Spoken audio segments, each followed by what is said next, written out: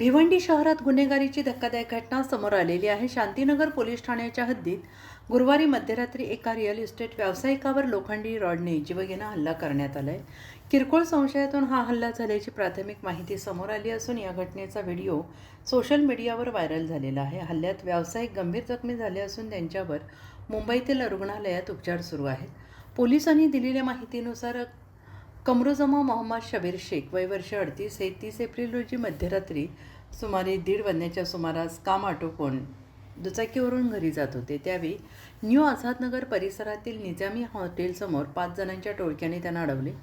बोरिंगचे साहित्य चोरी केल्याच्या संशयावरून आरोपींनी त्यांच्यावर अचानक हल्ला चढवत लोखंडी रॉडने बेदम मारहाण केली। या हल्ल्यात शेख यांचे दोन्ही हातपाय फ्रॅक्चर झाले असून डोके, पाठ, पाय, पोटावर गंभीर दुखापती झाल्या आहेत। जखमी अवस्थेत त्यांना तातडीनं मुंबईतील नायर रुग्णालयात दाखल करण्यात आले।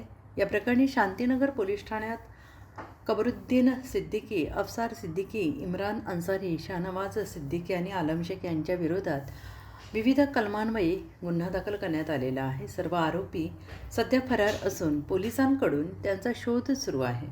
या घटनेनंतर परिसरात तणावाचं वातावरण निर्माण झालं आहे। सर नक्की काय सांगणार, काय प्रकार होता मला?